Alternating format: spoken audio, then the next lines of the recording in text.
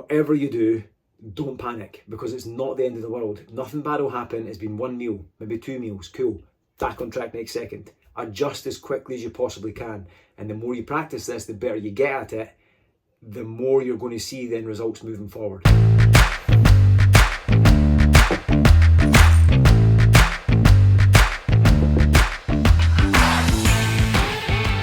Right, welcome back to the Fit Dad Revolution podcast, and today we're going to talk all about what you need to do when you have a massive slip up on your diet. And I think this is actually a really good time to drop this episode because the weekend's just approaching, and that's normally, for most people, when it comes to losing weight, the weekend's normally where people will slip up. There's a couple of times, like sometimes people will slip up in the evening, they find it really difficult to stay on track when there's all the treats around the house. But if you're doing really, really well through the week, more often than not, people tend to struggle at the weekends. There's temptation everywhere, the kids are off school, you've got McDonald's, you've got sweeties, you've got parties, you've got all sorts of things going on, and it makes it really easy to fall off track, right? And then normally what tends to happen is people will see this as the end of the world, and the falling off track doesn't just last that 1 or 2 days. It normally lasts for another week or maybe 2 weeks on top, maybe even a month on top, and before you then start to get yourself back on track as such. So today we're going to kind of talk a little bit about that and why you need to not approach your diet, for lack of a better term, with that all or nothing mentality. Because having that all or nothing mentality, believe it or not, man, is the thing that's keeping you stuck. All right. I think too often, man, we look at it as, and I'm using the word diet here because there is no better term. All right. When people look at diet, and obviously they're looking at losing weight, they hop into a diet or they hop into some kind of eating plan or whatever it is, whatever you want to call it, and you think that you've got to be perfect. You think that it's got to be absolutely 100% spot on from start to finish, otherwise it's a complete failure, all right? And when it doesn't go to plan, when something happens, that's when you then hit that fuck it button and it all goes horribly wrong, all right? And this happens to so many people, all right? But here's the thing with that, man. Like the problem with most diets or with most kind of eating approaches like that is they do put you into this false belief that that's how you have to be, right? And the health and fitness industry, this is why it's going to sound really bizarre me saying this, man, as a health and fitness coach, but I actually hate the health and fitness industry or the diet industry, probably maybe a bit better way of putting that. But I actually hate the diet industry because while on the surface it looks like it's set up to help people, it's actually just leaving people more confused than ever, all right? Because they think they've got to follow these perfect ideals or this perfect protocol in order to lose a few pounds. And more often than not, yeah, you might lose that weight initially, but then it always does go tits up. It always goes pear-shaped. It always goes a bit squint. You can never stick to it. So you end up losing that little bit of weight, but then you regain all the weight you've just lost, plus you normally gain an extra few pounds on top of that. And then you feel miserable for a month or two or whatever it is, however long it takes you to kind of sort things out again. And then, when you're sick of seeing yourself in the mirror, or when you finally feel shit enough to give it another go, you hop straight back into another diet, and the whole thing just perpetuates. It goes round and round and round and round. So the whole diet industry, it's not actually been set up to help you in any way, shape or form. It's set up to line the pockets of the people that run these crazy diets. All right. So the first thing I kind of really want to kind of drill into is, please, I use the term diet in here because I don't like the term diet. Actually, I say to all my clients, we don't do a diet, we don't do diets. Everybody has a diet, all right? Here's the thing with the word diet, man. Everybody has a diet, all right? Your diet is just the food that you eat. But the word dieting has now been taken as this term that people use when it comes to losing weight. We need to diet in order to lose weight. And in essence, I mean, it is true. You do need to cut back calories. You need to kind of go into a bit of a calorie deficit if you want to lose weight. And people see that as dieting, all right? So it's just so unfortunate that of late it's been met with really negative connotations, in the sense that when you think about a diet, you think about things like Herbalife, or you think about cutting carbs, or you think about all these really extreme measures that do get you those initial results, but then go horribly off track after just a few short weeks. All right. So when I use the term diet in this video, I don't want you to look at it from that perspective of jumping onto another diet, because that's really not what we do. When I work with any of our clients in the Fit Dad Revolution program, we don't do a diet as such. Like, I still want you to eat the foods that you love eating. I still want you to enjoy pizza. I still want you to enjoy ice cream. If you want to have a Chinese, I'm like owning up right now, I'm having a Chinese for my dinner tonight. All right, I like a Chinese, man. But if you think that you're going to go through your diet and not have these things, then that's just setting your diet up for failure. All right, now I'm not saying you can have Chinese for breakfast, lunch, dinner every single day and then have pizza the next day and just eat shit food all the time. Because if you take that approach, then of course you're going to gain weight. You're not going to lose any weight. All right, but we need to be sensible with these things. But that doesn't mean that you can't include them. All right, so that's kind of what I want to talk about here today is the mentality that you need to have when it comes to long-term weight loss. Right, because this is the biggest problem I see when it comes to the health and fitness or the weight loss industry right now. Is people are only looking at that very superficial thing of I need to lose weight. Right, so they hop on the diet with the intention of losing it as quickly as they possibly can because they've got a wedding coming up or they've got a holiday coming up or they've got something coming up that they need to lose this weight for. So they give themselves a certain amount of time and it's like I must lose weight in this amount of time, which is great, okay, cool man. But more often than not, you've got a very unrealistic expectation of how much weight you're going to lose over that period of time. And generally speaking, the faster you lose it, the faster you're going to gain it all back because you've not learned the skills that you need to kind of keep that weight off and maintain it long term. You've probably gone about it all the wrong way. You've probably starved yourself into oblivion to get to there. And that comes with all its own problems, especially when it then it ends up in a big binge later on down the line. All right, so the first thing we want to kind of look at is, when I work with any clients, is getting them to stop with that whole diet mentality, right? We want to stop with the diet mentality and say, you don't have to take this all or nothing approach. You don't have to be perfect. Like, you don't have to be super, super restrictive and cut out all the food you love. You definitely don't need to starve yourself, right? And I think sometimes one of the biggest hurdles I face as a coach is helping people move away from that mentality, because when I show people, I don't work with meal plans. I don't generally give people meal plans and say follow this religiously. I do put a meal plan into the client the platform that we use, but I make it very clear from the word go that this is just a template to show you how our nutrition framework works. Right, we've got a nutrition framework that we use called the 3-1-3 framework. Which is a really simplistic framework. You eat 3 main meals, 1 protein-based snack, and have 3 litres of water every day. But it's then within that, when I show them what food I would like them to eat, how I want them to make up their plate, they look and go, man, they get really worried because I'm getting them to eat more food. I want you to eat more food. And they're like, I can't eat that much food, man. I'm on a diet. I want to try and lose weight, and you're asking me to eat more food.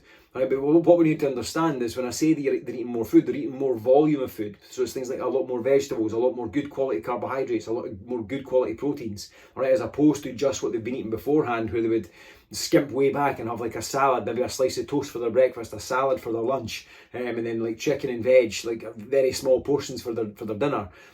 Feel absolutely starving because that's what their diet is called for. They feel absolutely starving because they're not eating enough food. They get a couple of weeks down and they have to have a huge binge because they're so hungry, man, and they can't keep it going. All right, what we want to do is eliminate that. So we get them to eat more food from the word go. Let's get you eating more food so you're not starving. All right, so you're not absolutely ravenous. So when you're actually going through this process, you're not then feeling the need to snack on things at night, or when it comes to the weekend, sitting there going, man, I've hardly eaten anything the whole week. I can just binge and have this pizza and kebab and these beers and this chocolate. And then you just go in this sort of binge and restrict cycle where you binge for a couple of days, then you start restricting again. We want to move away from that.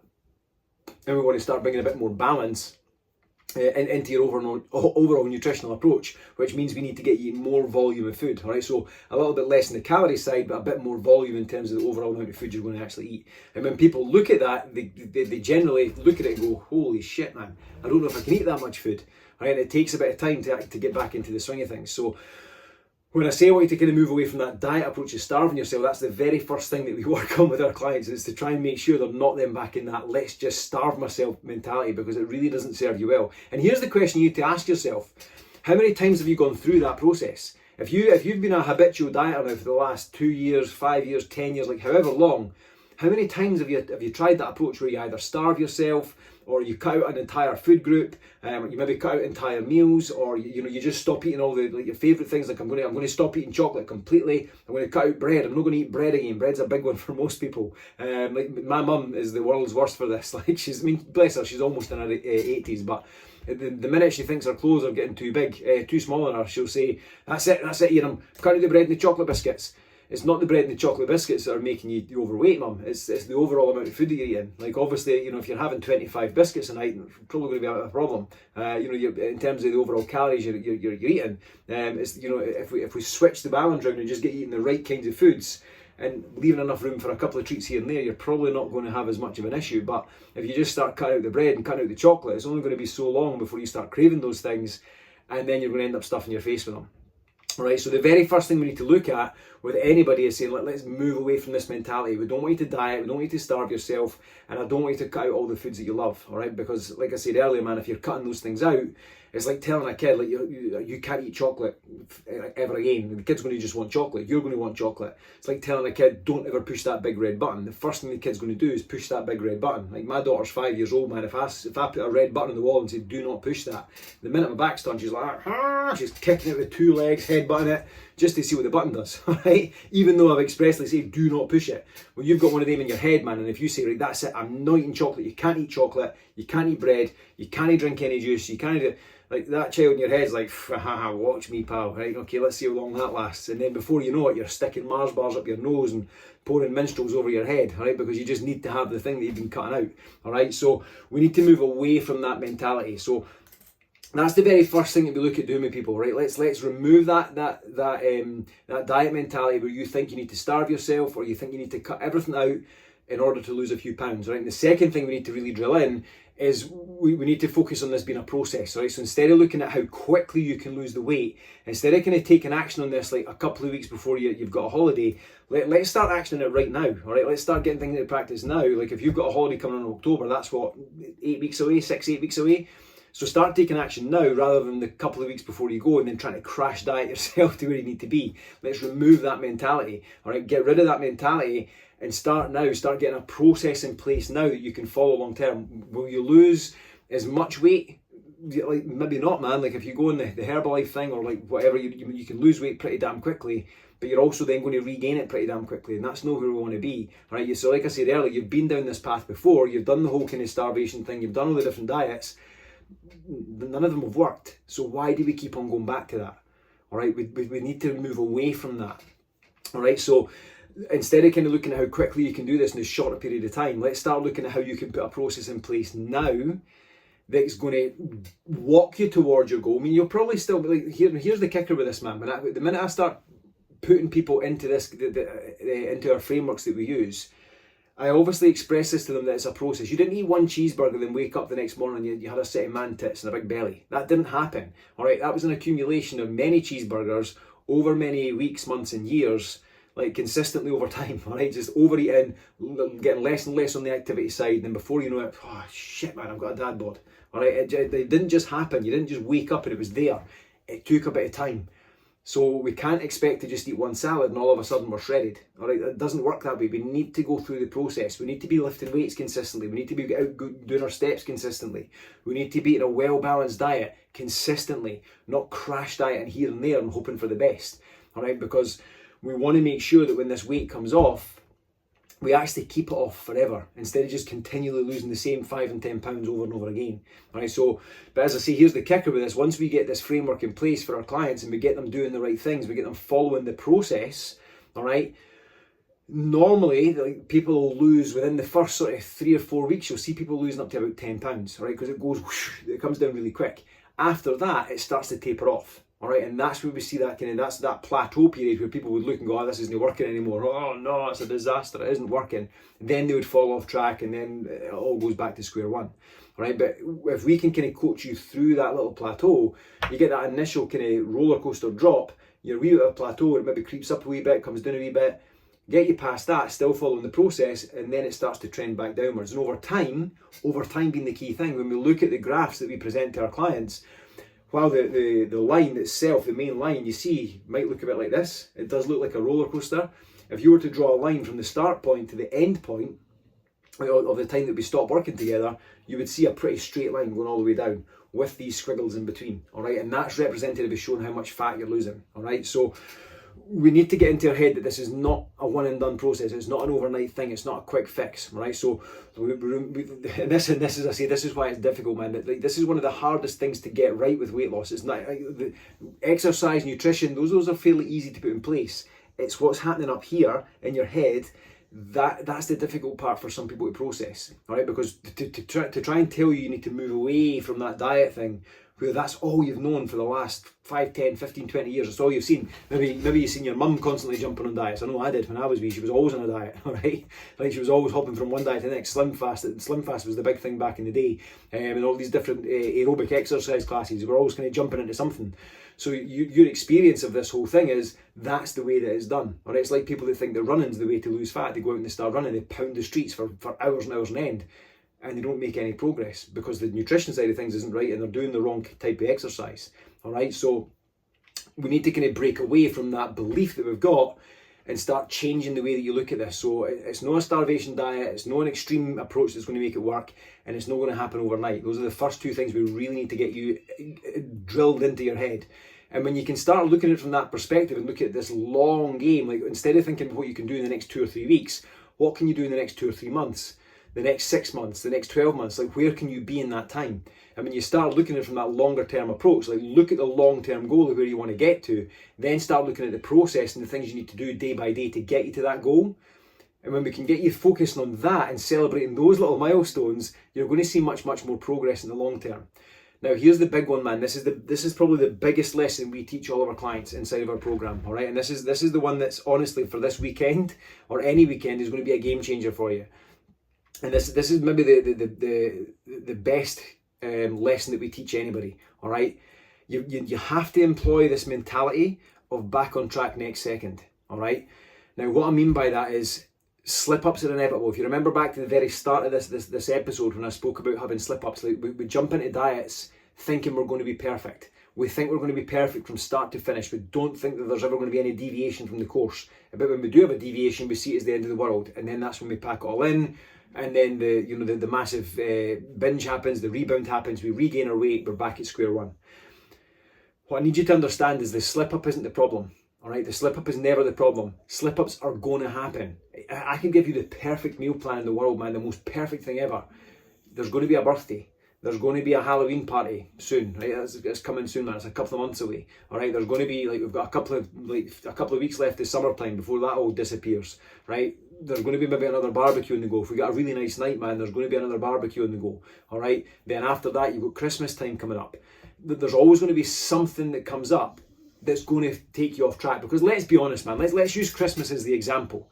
If you're on the perfect diet, are you really going to rock up to your Christmas dinner with a Tupperware tub of chicken, broccoli and rice? You're like, no, I'm not going to have my Christmas dinner because I'm going to have this perfect diet because I can't have that, it's too many calories. And take that tin of roses away from me, I'm going to have my carrot sticks and hummus. What the fuck? You're not going to do that. You just wouldn't do that, all right? Because that is like boring and it sucks. You're not going to do that, right? I think you'd have to be some kind of psychopath if that was your approach to Christmas Day, because I don't know about you, man, but when Christmas Day comes, I have all the slip-ups. I eat about 3 portions of Christmas dinner, I eat all the roses. If there's crisps on the go, I taste all of them, every bag. All right, I have Christmas pudding, I might have a sticky toffee pudding, I have all the food. I go nuts on Christmas, right? So when I have that slip-up on that day, I let that slip-up be my thing, I go wild. But I don't see it as the end of the world. I don't see it as like, oh, I can't believe I've done that. I can't believe I've eaten so much food. All right? And then the next day, say, do you know what, man, I might as well just do the same again. To be fair, I probably will still do the same again. Boxing Day, I always make a nice big curry afterwards. But you get my point, all right? I'm not going to then look at that and be like, well, let's just have another month, man. You know what? It's January next month. There's no point. I'm just going to go wild. I'm just going to keep on going bananas. Why not? And then when I feel sick enough of myself, I'll get back on track later. That, like, the slip up itself is never ever the problem. The problem is your massive overreaction to the slip up.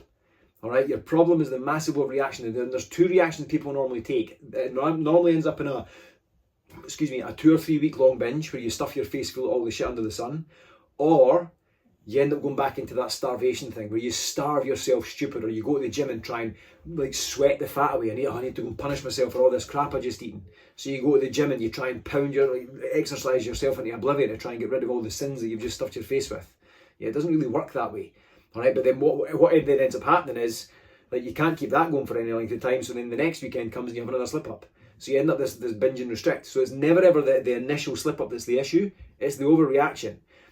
If you can just have your slip up, so if this weekend, of course, man, this weekend, like don't look at this and say, Ian said it's cool to slip up, I'm going to go wild and like stuff my face for the whole weekend. That's not what I'm saying. What I'm saying is, you know, if you are on a weight loss phase at the moment, if you're actively trying to lose weight and you're keeping your diet and your nutrition in check through the week, then the weekend comes, of course try and keep things in check. It doesn't mean you have to be boring, but plan your treats in advance. So if you know you're going to have a pizza, make a pizza at dinner time on a Saturday. That's it. Like, I'm having Chinese tonight. The rest of my weekend is going to be pretty on point.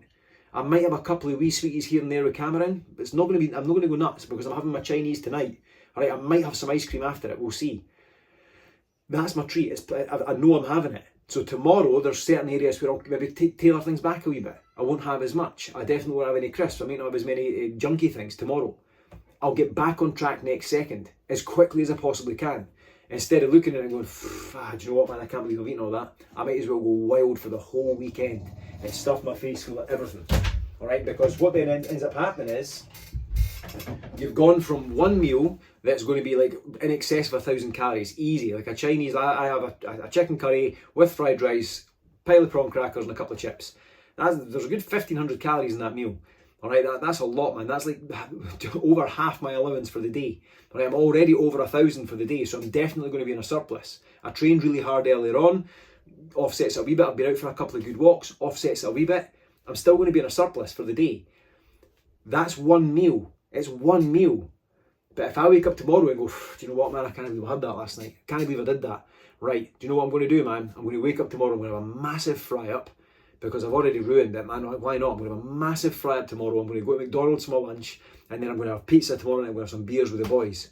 Right, so there you've just consumed about 4,000 calories over the course of that next day. And then Sunday you go, do you know what, man, I'm going to have a fry up again. I might as well. Where's the sweeties? I've got a hangover. Give me the sweeties out. And then again, you consumed another 4,000 calories over the Sunday. So you've maybe done really well through the week, but then the weekend's come and you've went absolutely bonkers because you think you've had a slip up, and then you've consumed like over half your week's calories in the course of 2 days, which then puts you in a surplus over the course of the week. You then gain weight, get to Monday and go, this isn't working, man. I can't believe this. Like, what's going on? But imagine if you didn't take that all or nothing approach and just got right back to it. No starving yourself, nothing extreme, nothing crazy. Just go back to doing what you were doing beforehand, before you had the slip up. Right? Get yourself back on track as quickly as you possibly can. The faster you can do it, the less damage you're going to cause. All right? And here's the best part about this, man. The more you adopt this mentality and realize it hasn't ruined your progress, it's not the end of the world. Of course you'll gain weight. Like tonight, when I have my Chinese, I'll jump on the scales tomorrow and I'll gain weight. 100% I'll have gained weight. I'm not going to allow that to be a thing that affects me. It used to, because I used to, man, I've gained weight overnight. Fat doesn't work that way. It's water weight and food left in my stomach. It's never fat. Never. It doesn't work that way. It takes time to go on. All right? It takes a little bit of time to accumulate. So, like, if you hop on the scales after a big night or after a big meal, don't panic the next day. And then look at that as an excuse to go, if I get hit the fucking bad, I'm going to go nuts. That's it. Don't do that. Back on track next second. As quickly as you can, get yourself back to doing what you were doing before. Get out and get your steps in. Go to the gym and lift some weights. Start eating some protein at every single meal. Start eating vegetables with your main meals and cut back on all the processed stuff. All right? Start focusing on that framework. If you've not got the 313 framework, if it's something that you want, shoot me a message on Facebook or over on Instagram. I'll be more than happy to send it to you. All right? It just shows you, lays out exactly what you need to do to have the perfect framework for you to make sure that you're eating the right balance of foods. All right? But whatever you do, don't panic, because it's not the end of the world. Nothing bad will happen. It's been one meal, maybe 2 meals. Cool. Back on track next second. Adjust as quickly as you possibly can. And the more you practice this, the better you get at it, the more you're going to see then results moving forward. All right? And I say this to my clients all the time. The only difference between me and you is I am brilliant at this. I am so good at this. I slip up all the time. I have slip-ups all the time, and I used to beat myself up something chronic about them and did exactly the things I've just spoke about in this. Or I'd starve myself, or I'd have a massive binge that lasted for weeks. I'd regain weight, and I'd beat myself up on that, and then I'd eat to make myself feel better, and the whole cycle would just continue. And it wasn't until I kind of adjusted the way that I seen things, and I had to do something different. I stopped dieting for a start. I realised that this wasn't a one-and-done thing. It was going to take time. It's a process. It's an ongoing process. You're never going to get. There's never an end goal. Trust me.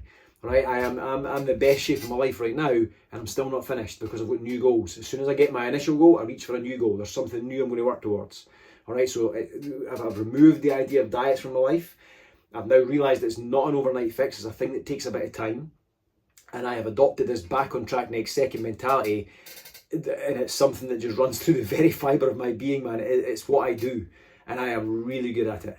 Right, I drill this into my clients week after week after week after week. If you can get good at this, you'll never ever struggle with weight loss ever again. This is the one mentality that can possibly change your life. Not possibly, 100% will change your life, as long as you adopt it. Right, it's like anything else, man. If you listen to these things I've just said, there's three things I've asked you to work on. No diets, realise it's going to take time, it's not going to be overnight, back on track next second. If you can adopt these 3 things and get them into your life, like anything though, you have to take action. If you just listen to them, like, that makes really loads of sense, man, and do nothing with it, nothing will change. You have to take the information and implement. Implementation is key. If you implement it, make it part of your life, you will never struggle with weight loss again, I promise. All right. That's it. I felt a bit ranty today actually, but it was quite good. So listen, I hope that made some sense for you. All right. This is, as I say, this is the things that we teach our clients. This is going to sound ridiculous when I say this, but weight loss is honestly not as difficult as you think it is. It doesn't mean it's easy. All right. Losing weight, losing fat, changing the shape of your body.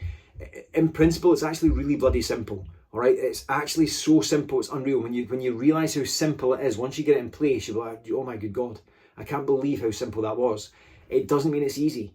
You have to work at it. Lifting weights is not easy, it's bloody hard, it's hard work. Going out for a walk when the wind's blowing all over the place and the rain's coming at you sideways, that's not easy, man, it's tough. All right, but the rewards are so worth it, I promise. Eating protein at every single meal instead of just ordering out for a pizza all the time. It's tough. Eating vegetables instead of just having crisps. It's tough. Eating fruit instead of eating sweeties. It's tough. Having only one biscuit instead of the whole packet and then realising it's not the end of the world. It's tough. Changing your mentality to fit all this stuff in. It's tough. But when you look at the very basic principles of it, it's a really, really simple thing. It just so happens that the health and fitness industry, or the weight loss industry, the diet industry is massively overcomplicated, and it's got you spinning in circles because you think you've got to do all this crazy stuff. You really don't. And once you understand a few basic principles, this whole thing becomes so much more easy, I promise, all right? And if you want that framework, like I say, if you want the 313 framework, if you're watching on YouTube, comment 313 in the comments down below. If you're listening to this on Spotify or on Apple Tunes, no, that's not right. Apple Podcasts, jeez, oh man. Then just come over and connect with me on Instagram at Ian Jack Fitness, and send me a little message. Send me a DM. Just say the words 313. I'll know exactly what you're talking about, and then I'll send it across to you. And you can go and watch that training and start to implement it into your life right away with the mentality, with these 3 mentalities that we just spoke about in this podcast. All right. So anyway, that is us for this one. I hope you got some value from that. As always, I would love for you to share this episode. Share it with anybody you think might find it valuable. If you haven't already hit the subscribe button, make sure you do that now. Turn on your notifications and hit the little bell thing on Spotify to do that, and the same on YouTube. I think I'm still not 100% down with all this, but I'm getting there. I am getting there. Thank you all so much for tuning in. The podcast is getting more and more downloads now, which is awesome, and that's down to you guys popping on and listening to me ranting on about stuff. So I hope it all does make sense. I hope you're getting some value from it. But that's it for this one. We'll see you in the next one. Cheers.